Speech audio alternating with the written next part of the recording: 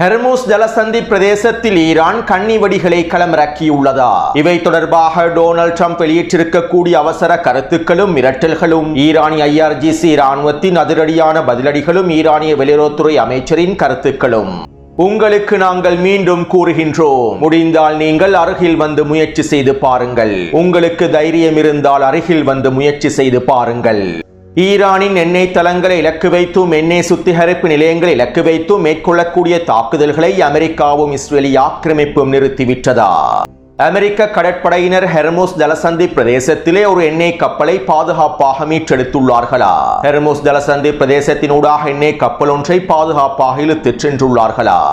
Donald ட்ரம்பினுடைய ஆலோசகர்கள் Donald ட்ரம்புக்கு வழங்கியிருக்கக்கூடிய அறிவுரைகளும், ஈரானுக்கு எதிரான போரிலிருந்து அவசரமாக வெளியேறுவதற்கு திட்டமிடும் டொனால்ட் ட்ரம்பினுடைய நிர்வாகமும், இஸ்ரேலி ஆக்கிரமிப்பு போர் அமைச்சரவையில் முன்வைக்கப்பட்டிருக்கக்கூடிய உளவு தகவல்களும், இவை தொடர்பான இஸ்ரேலி ஆக்கிரமிப்பின் அறிவிப்பும், இழுத்து மூடப்பட்டுள்ள ஐக்கிய அரபு அமீரகத்தினுடைய மிகப்பெரிய எண்ணெய் சுத்திகரிப்பு நிலையமும், ஈரானினுடைய அதிரடியான ட்ரோன் தாக்குதல்களும், படுகாயமடைந்திருக்கக்கூடிய அமெரிக்க அதிகாரிகள் தொடர்பாக, அமெரிக்க சிப்பாய்கள் தொடர்பாக அமெரிக்க இராணுவ தலைமைகளின் மூலமாக, அமெரிக்க ஊடகங்களின் மூலமாக வெளியாகி இருக்கக்கூடிய தகவல்கள்.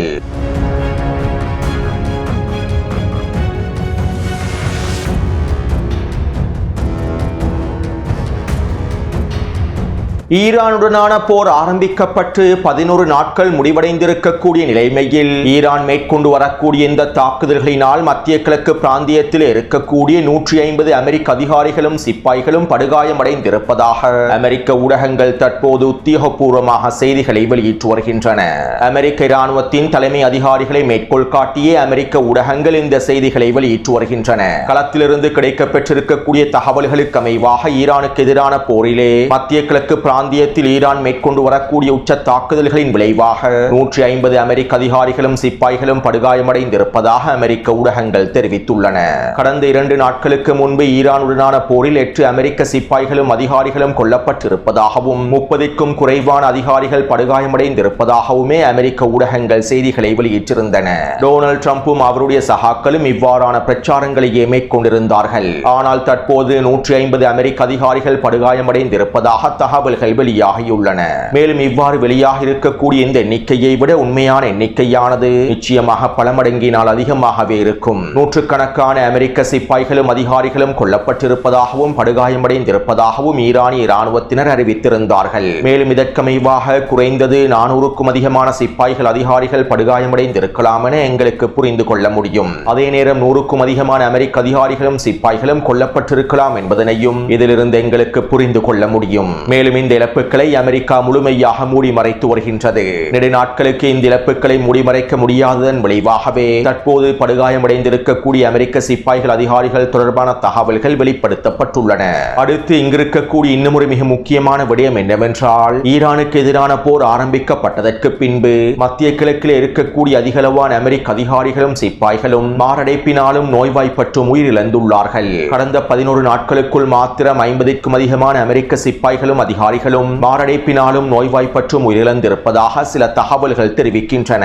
அதாவது ஈரானினுடைய தாக்குதலில் கொல்லப்பட்டிருக்கக்கூடிய அமெரிக்க அதிகாரிகளையும் சிப்பாய்களையும் இவர்கள் மாரடைப்பினால் நோய்வாய்ப்பற்றே கொல்லப்பட்டிருப்பதாக அமெரிக்க இராணுவம் போலியான அறிக்கைகளை வெளியிட்டுள்ளது. உண்மையான இழப்புகளை மறைப்பதற்காகவே அமெரிக்க இராணுவம் இவ்வாறான வேலை திட்டங்களையும் முன்னெடுத்துள்ளது. அத்தோடு நேற்றைக்கு முன்தினம் ஈரானினுடைய 40 கப்பல்களை அழித்து விட்டதாக டொனால்ட் ட்ரம்ப் போலி பிரச்சாரங்களை முன்வைத்திருந்தார். நேற்றிரவு நடைபெற்ற ஊடக சந்திப்பில் அமெரிக்க கூட்டுப்படை தளபதி ஈரானின் 50 கப்பல்களை அழித்து விட்டதாக கூறியிருந்தார். இதேபோன்று அமெரிக்க போர் அமைச்சர் பீட் ஹெக்ஸட் நேற்றிரவு மிகப்பெரிய போலி பிரச்சாரங்களை முன்வைத்திருந்தார். இவருடைய இந்த கருத்துக்களை நான் தற்போது குறிப்பிடவில்லை. இந்த போலி பிரச்சாரங்களை முன்வைப்பதனால் எந்த பயனும் கிடைக்கப் போவதில்லை. மேலும் இவர்களுடைய இந்த கருத்துக்கள் அனைத்தும் போலி பிரச்சாரங்கள் என்பதனை தற்போது அமெரிக்க மக்களே புரிந்து கொண்டுள்ளார்கள். அமெரிக்க மக்களை சமாதானப்படுத்துவதற்காகவும் பதற்ற நிலைமைகளை குறைப்பதற்காகவுமே கடந்த 48 மணித்தியாலங்களாக டொனால்ட் ட்ரம்பினுடைய நிர்வாக தலைமைகள் இவ்வாறான பிரச்சாரங்களை தொடர்ச்சியாக மேற்கொண்டு வருகின்றார்கள் என்பதனை அமெரிக்க மக்கள் புரிந்து கொண்டுள்ளார்கள். மேலும் எக்ஸ் தளத்திலும் அமெரிக்க மக்கள் விமர்சனங்களை முன்வைத்து வருகின்றார்கள். அடுத்து அடிமை அரபு நாடுகளுக்கு எதிரான ட்ரோன் தாக்குதல்களையும் ஏவுகணை தாக்குதல்களையும் ஈரான் தொடர்ச்சியாக மேற்கொண்டு வருகின்றது. யாருக்கும் குறை வைக்காமல் எல்லா அடிமை அரபுகளுக்கும் சரியான முறையில் ஈரான் விருந்துக்களை வழங்கி வருகின்றது. இருப்பினும் ஈரானுக்கு ஐக்கிய அரபு அமீரகத்தின் மீது ஒரு தனியான அலாதியான பாசம் காணப்படுகின்றது. அமெரிக்காவினுடைய இஸ்ரேலி ஆக்கிரமிப்பினுடைய மிக முக்கியமான ப்ராக்ஸி படையாகவும் ஆப்ரஹாம் உடன்படிக்கையில் இணைந்து கொண்டிருக்கக்கூடிய மிக முக்கியமான துரோகியாகவும் ஐக்கிய அரபு அமீரகம் காணப்படுவதனால் ஈரான் எப்போதும் ஐக்கிய அரபு அமீரகத்தின் மீது ஒரு விதமான பாசத்தை வைத்துள்ளது. இதனாலேயே ஈரானிய இராணுவத்தினர் ஐக்கிய அரபு அமீரகத்தை தொடர்ச்சியாக பொளந்து கட்டி வருகின்றார்கள். மேலும் இதற்கமைவாக நேற்று மாலை ஐக்கிய அரபு அமீரகத்தில் இருக்கக்கூடிய மிகப்பெரிய கைத்தொழில் தளமான ருவைஸ் கைத்தொழில் தளத்தை இலக்கு வைத்து ட்ரோன் தாக்குதல்களை மேற்கொண்டிருந்தார்கள். மேலும் குறித்த ருவைஸ் கைத்தொழில் தளத்தில் தான் மத்திய கிழக்கு பிராந்தியத்தில் இருக்கக்கூடிய மிகப்பெரிய எண்ணெய் சுத்திகரிப்பு நிலையமும் காணப்படுகின்றது. மேலும் இதை இலக்கு வைத்தே தாக்குதல்கள் மேற்கொள்ளப்பட்டிருந்தன. கிட்டத்தட்ட 4 ட்ரோன் தாக்குதல்கள் பதிவாகி இருந்தன. மேலும் குறித்த எண்ணெய் சுத்திகரிப்பு நிலையத்தில் தீப்பரவலும் ஏற்பட்டுள்ளது. இதனை ஐக்கிய அரபு அமீரகத்தினுடைய அரசாங்கமே உறுதிப்படுத்தியுள்ளது. அத்தோடு இந்த தாக்குதலை தொடர்ந்து குறித்த எண்ணெய் சுத்திகரிப்பு நிலையத்தை முழுமையாக இழுத்து மூடுவதாக ஐக்கிய அரபு அமீரகம் அறிவித்துள்ளது. அதாவது மத்திய கிழக்கு பிராந்தியத்தில் இருக்கக்கூடிய மிக முக்கியமான மிகப்பெரிய முதலாவது இடத்தில் இருக்கக்கூடிய எண்ணெய் சுத்திகரிப்பு நிலையம் தற்போது முழுமையாக இழுத்து மூடப்பட்டு விட்டது. குறித்த ருவைஸ் தளத்தின் மூலமாக ஒரு நாளைக்கு 4 லட்சத்திற்கும் அதிகமான பீப்பா எண்ணெய்கள் உற்பத்தி செய்யப்படுகின்றன. மேலும் தற்போது இவை அனைத்தும் முழுமையாக இழுத்து மூடப்பட்டு விட்டன. மேலும் இது ஈரானின் தரமான சமன்பாடாகும். அமெரிக்காவும் ஐரோப்பிய நாடுகளும் களஞ்சியப்படுத்தப்பட்டு வைக்கப்பட்டிருக்கக்கூடிய எண்ணெயை களமிறக்கினார்கள். இதன் மூலமாக எண்ணெயினுடைய விலையை குறைத்தார்கள். $120 $105 வரையில் குறைத்தார்கள். மேலும் இதற்கு பதிலடியாகவே ஈரான் ருவைஸ் தளத்தை இலக்கு வைத்து தாக்குதல்களை மேற்கொண்டுள்ளது. இதனால் இன்னும் சில மணித்தியாலங்களுக்குள் பங்குச்சந்தை திறக்கப்பட்டதும் எண்ணெய் விலையானது $120 அதிகமாக சென்றுவிடும். ஒட்டுமொத்த மேற்குலகமும் ஒன்றிணைந்து எண்ணெய் விலையை கட்டுப்படுத்துவதற்காக எடுத்த முயற்சிகளை ஈரான் வெறும் 4 ட்ரோன்களை பயன்படுத்தி தலைகீழாக மாற்றிவிட்டது. இப்படியான நிலைமையில் டொனால்ட் ட்ரம்பினுடைய மூத்த ஆலோசகர்கள் டொனால்ட் ட்ரம்புக்கு அவசரமான ஆலோசனைகளை வழங்கி வருவதாக தகவல்கள் வெளியாகியுள்ளன. அதிகரித்து வரக்கூடிய பதற்றங்களுக்கு மத்தியில், அதிகரித்து வரக்கூடிய எண்ணெய் வெளியேற்றங்களுக்கு மத்தியில் ஹெர்முஸ் ஜலசந்தி பிரதேசத்தினை அமெரிக்க கடற்படையினுடைய கட்டுப்பாட்டுக்கு கீழால் கொண்டு வர முடியாவிட்டால், இன்னும் 2 வாரங்களுக்குள்ளே ஹெர்முஸ் ஜலசந்தி பிரதேசத்திலே கப்பல்கள் பயணிக்காவிட்டால் எங்களுடைய ஈரானுக்கு எதிரான போர் எங்களுக்கே மிகப்பெரிய பேக்ஃபயராக மாறிவிடும் என்றும், இந்த போரிலிருந்து எங்களால் மீண்டெழ முடியாத நிலைமை ஏற்பட்டுவிடும் என்றும், அமெரிக்க மக்களிடத்தில் ஏற்படக்கூடிய பதற்ற நிலைமைகளை எங்களால் தடுத்து நிறுத்த முடியாத நிலைமை உருவாகிவிடும் என்றும், எங்களுடைய அரசியல் களத்திலும் இதனால் ஏற்படக்கூடிய பாதிப்புகளை சமாளிக்க முடியாத நிலைமை ஏற்பட்டுவிடும் என்றும், இதனால் அவசரமாக ஈரானுக்கு எதிரான போரிலிருந்து வெளியேறுவதற்கான வாய்ப்புகளை முடிவுகளை எடுக்க வேண்டும் என டொனால்ட் ட்ரம்பினுடைய ஆலோசகர்கள் டொனால்ட் ட்ரம்புக்கு இந்த ஆலோசனைகளை வழங்கியிருப்பதாக தகவல்கள் வெளியாகியுள்ளன. அத்தோடு நேற்றிரவு நடைபெற்ற போர் அமைச்சரவை கூட்டத்தில் மொசாட் உளவு பிரிவானது நெட்டன்யாகுவிடம் உளவு அறிக்கை ஒன்றை சமர்ப்பித்துள்ளது. ஈரானுடனான போரானது ஒட்டுமொத்த மேற்குலகிலும் தாக்கத்தினை அதிகரித்துள்ளது. எண்ணெய் விலையேற்றத்தினை அமெரிக்காவினால் தாங்கிக் கொள்ள முடியாத நிலைமை ஏற்பட்டுள்ளது.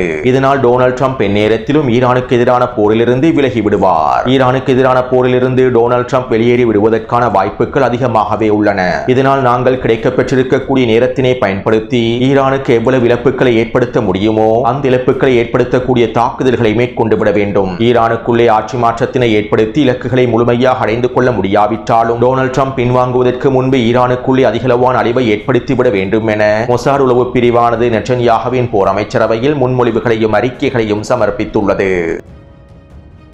அத்தோடு இந்த போர் அமைச்சரவையை தொடர்ந்து நடைபெற்ற ஊடக சந்திப்பில் இஸ்ரேலி ஆக்கிரமிப்பின் வெளியுறவுத்துறை அமைச்சர் கிடியோன் சார் இவ்வாறு தெரிவித்தார். நாங்கள் முடிவில்லாத போரை விரும்பவில்லை. ஒரு நீண்ட போரை நாங்கள் விரும்பவில்லை. நாங்கள் எங்களுடைய கூட்டாளிகளோடு ஒன்றிணைந்தே முடிவுகளை எடுப்போம். எங்களுடைய கூட்டாளிகளோடு இந்த போரை எப்போது நிறுத்துவது என்பது தொடர்பான முடிவுகளை எடுக்கும் வரை நாங்கள் ஈரானுக்கு எதிரான போரை தொடர்வோம் என இஸ்ரேலி ஆக்கிரமிப்பின் வெளியுறவுத்துறை அமைச்சர் கிடியோன் சார் தெரிவித்துள்ளார். அத்தோடு கடந்த சில நாட்களாக ஈரானுக்கு எதிரான வீராப்பான மிரட்டலான கருத்துக்களை வெளியிட்ட ஜெர்மனியினுடைய சான்சலர் ஃபிரிட்ரிக் மேர்ஸ் நேற்றிரவு நடைபெற்ற ஊடக சந்திப்பில் இவ்வாறு தெரிவித்தார். இந்த போரானது விரைவாக உறுதியான முடிவுக்கு கொண்டு வரப்படும் என்பதற்கான எந்த ஒரு திட்டமும் இல்லாமல் இருப்பது எங்களுக்கு கவலை அளிக்கின்றது. இந்த போரை விரைவாகவும் திறன்படவும் முடிவுக்கு கொண்டு வருவதற்கான திட்டம் யாரிடமும் இல்லை என்பது எங்களுக்கு கவலை அளிக்கின்றது. ஈரானினுடைய பிராந்திய ஒருமைப்பாடு, அதனுடைய பிராந்திய அந்தஸ்து மற்றும் அதனுடைய பொருளாதாரத்தை சிதைப்பதிலும் ஆட்சி மாற்றத்தை ஏற்படுத்துவதற்கும் நாங்கள் விரும்பவில்லை. இல்லை. இதிலே எங்களுக்கு எந்த விதமான ஆர்வமும் இல்லை. ஈரானுக்கு எதிரான போரானது அனைத்து தரப்பினருக்கும் மிகப்பெரிய தீங்கை விளைவிக்க கூடியதாகும். இது எங்களுடைய பாதுகாப்பு, எங்களுடைய எரிசக்தி விநியோகம், எங்களுடைய சக்தி மூலங்கள், மேலும் எங்களுடைய நாட்டின் தேசிய பாதுகாப்பையும் பாதிக்கின்றது. எங்களுடைய நாட்டின் அரசியல் களத்திலும் ஈரானுக்கு எதிரான போரானது தாக்கத்தை ஏற்படுத்துகின்றது. இதனால் நாங்கள் அவசரமாக முடிவுகளை எடுக்க வேண்டும் என ஜெர்மனியின் சான்சலர் தெரிவித்துள்ளார். இந்த போர் ஆரம்பிக்கப்பட்டதும் நாங்கள் ஈரானுக்குள்ளே ஆட்சி மாற்றத்தினை ஏற்படுத்துவோம், ஈரானிய இஸ்லாமிய குடியரசை முடிவுக்கு கொண்டு வர வேண்டும் என கருத்துக்களை வெளியிட்ட ஜெர்மனியினுடைய சான்சலர் தற்போது அடங்கி போய் ஈரானுக்கு எதிரான போரில் ஆர்வமில்லை என தெரிவித்துள்ளார். ஏனென்றால் இந்த போரிலே ஈரான் களமிறக்கி இருக்கக்கூடிய ஹெர்மோஸ் ஜலசந்தி என்கின்ற ஆயுதம் ஆக்கிரமிப்பாளர்களுடைய மேற்குலக தலைவர்களுடைய அடிவயிற்றில் மிகப்பெரிய பயத்தை உருவாக்கியுள்ளது. இந்த நிலைமை நீடித்தால் எங்களுடைய ஆட்சி அதிகாரங்கள், கௌரவங்கள் பறிப்போய் விடுமோ என்கின்ற பயத்தை ஈரான் விதைத்துள்ளது. இதைத்தான் நேற்றைய காணொலியிலும் தெளிவாக குறிப்பிட்டிருந்தேன். ஈரானினுடைய ஹெர்மோஸ் ஜலசந்தி என்கின்ற ஆயுதம் ஒட்டுமொத்த மேற்குலகையும் தற்போது உலுக்கி வருகின்றது. அத்தோடு ஈரானினுடைய எண்ணெய் தளங்களை இலக்கு வைத்தும் எண்ணெய் சுத்திகரிப்பு நிலையங்களை இலக்கு வைத்தும் இதற்கு பிறகு தாக்குதல்களை மேற்கொள்ளக்கூடாது என டொனால்ட் ட்ரம்பினுடைய நிர்வாகம் நெட்டன்யாகுவின் நிர்வாகத்திற்கு வெளிப்படையாக அறிவித்துள்ளதாகவும், இதற்கு பிறகு ஈரானின் எண்ணெய் தளங்களை இலக்கு வைத்து தாக்குதல்களை மேற்கொள்ள வேண்டாம் என டொனால்ட் ட்ரம்பினுடைய நிர்வாகம் உச்ச அழுத்தங்களை இஸ்ரேலி ஆக்கிரமிப்புக்கு வழங்கி இருப்பதாகவும் தகவல்கள் வெளியாகியுள்ளன. ஏனென்றால் ஈரானினுடைய எண்ணெய் தளங்களை இலக்கு வைத்து தாக்குதல்களை மீண்டும் மேற்கொண்டால் எண்ணெய் விலையானது இன்னும் பல மடங்கினால் அதிகரித்துவிடும். மேலும் இந்த எண்ணெய் விலையேற்றத்தினை இந்த ஆக்கிரமிப்பாளர்களினால் சமாளிக்க முடியாத நிலைமை ஏற்பட்டுள்ளது. இதனாலேயே தற்போது ஈரான் எண்ணெய் தளங்களை இலக்கு வைத்து தாக்குதல்களை மேற்கொள்வதனை அமெரிக்காவும் இஸ்ரேலி ஆக்கிரமிப்பும் நிறுத்திவிட்டன. அத்தோடு நேற்றிரவு ஹெர்மோஸ் ஜலசந்தி பிரதேசத்தினூடாக அமெரிக்க கடற்படையினர் ஒரு எண்ணெய் கப்பலை பாதுகாப்பாக மீட்டெடுத்திருப்பதாகவும் ஹெர்மோஸ் ஜலசந்தி பிரதேசத்தினூடாக கடந்திருப்பதாகவும் செய்திகள் வெளியாகி இருந்தன. மேலும் இந்த செய்திகள் வெளியாகி 15-20 நிமிடங்களுக்குள் இந்த செய்தியானது போலி செய்தி என வெள்ளை மாளிகையை அறிவித்தது. எங்களுடைய அமெரிக்க கடற்படையானது எந்த ஒரு எண்ணெய் கப்பலையும் ஹெர்மோஸ் ஜலசந்தி பிரதேசத்தில் மீட்டெடுக்கவில்லை என தெரிவித்தது. ஏனென்றால் தற்போது ஈரானுக்கு எதிராக போலி செய்திகளை வெளியிடுவதற்கும் அமெரிக்கர்கள் பயப்படுகின்றார்கள். நாங்கள் ஹெர்மோஸ் ஜலசந்தி பிரதேசத்தில் ஒரு எண்ணெய் கப்பலை மீட்டெடுத்து விட்டோம் என்று கூறியதற்கு பின்பு ஈரான் பதிலுக்கு இன்னும் பல எண்ணெய் கப்பல்களை இலக்கு வைத்து தாக்குதல்களை மேற்கொண்டு விட்டால் எண்ணெய் விலையானது பல மடங்கினால் அதிகரித்துவிடும். இதனாலேயே தற்போது அமெரிக்க வெள்ளை மாளிகை நாங்கள் எந்த கப்பலையும் ஹெர்மோஸ் ஜலசந்தி பிரதேசத்தில் மீட்டெடுக்கவில்லை என அறிவித்துள்ளது. இதைத் தொடர்ந்து ஈரானின் IRGC கடற்படை தளபதி இவ்வாறு தெரிவித்தார். போரின் ஆரம்பத்திலேயே நாங்கள் ஒரு விடயத்தினை தெளிவாக கூறிவிட்டோம், தற்போதும் மீண்டும் கூறுகின்றோம். எங்களுக்கு எதிரான ஆக்கிரமிப்பில் ஈடுபட்டிருக்கக்கூடியவர்களுடைய கப்பல்கள், எண்ணெய் கப்பல்கள் ஹெர்மோஸ் ஜலசந்தி பிரதேசத்தினூடாக பாதுகாப்பாக பயணிக்க முடியாது. ஈரானுக்கு எதிரான ஆக்கிரமிப்போடு சம்பந்தப்பட்டிருக்கக்கூடிய எந்த ஒரு நிறுவனத்தின் எண்ணெய் கப்பலும் ஹெர்மோஸ் ஜலசந்தி பிரதேசத்தினூடாக பயணிக்காது. மேலும் உங்களுக்கு சந்தேகம் ஏற்பட்டால் நீங்கள் அருகாமையில் வந்து பாருங்கள், நீங்கள் அருகில் வந்து முயற்சி செய்து பாருங்கள் என ஈரானிய கடற்படை தளபதி அதிரடியான கருத்துக்களை வெளியிட்டிருந்தார். இப்படியான வேளையிலேயே கடந்த 4 மணித்தியாலங்களுக்கு முன்பு அமெரிக்க ஊடகங்கள் ஹெர்மோஸ் ஜலசந்தி பிரதேசத்திலே ஈரான் கன்னிவெடிகளை களமிறக்கி இருப்பதாக செய்திகளை வெளியிட்டன. பல படகுகளின் மூலமாக ஹெர்மோஸ் ஜலசந்தி பிரதேசத்தில் ஈரான் கன்னிவெடிகளை களமிறக்கி இருப்பதாகவும் அமெரிக்க ஊடகங்கள் செய்திகளை வெளியிட்டிருந்தன.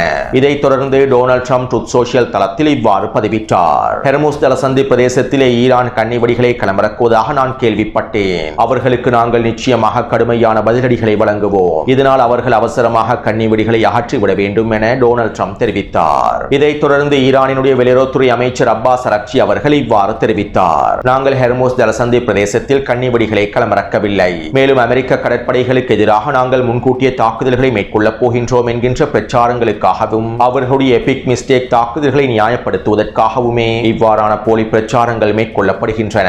நாங்கள் ஹெர்மோஸ் ஜலசந்தி பிரதேசத்திலே கன்னிவெடிகளை களமிறக்கவில்லை. அதே நேரம் ஹெர்மோஸ் ஜலசந்தி பிரதேசத்தினூடாக ஆக்கிரமிப்பினுடைய எந்த ஒரு கப்பலும் கடக்காது என ஈரானிய வெளியுறவுத்துறை அமைச்சர் அப்பாஸ் அரக்சி அவர்கள் தெரிவித்தார். இதைத் தொடர்ந்து ஈரானின் IRGC ராணுவம் இவ்வாறு தெரிவித்தது.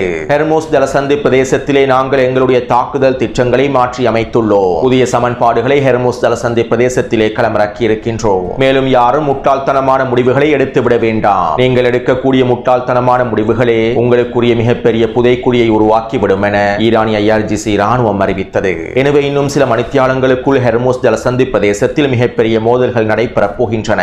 இதற்கான ஆரம்ப கட்ட அறிகுறிகளே தற்போது தென்படுகின்றன. மேலும் அடுத்த காணொலியை விரைவாக பதிவிடுகின்றேன். தொடர்ந்தும் என்னுடன் இணைந்திருங்கள். நன்றி, வணக்கம்.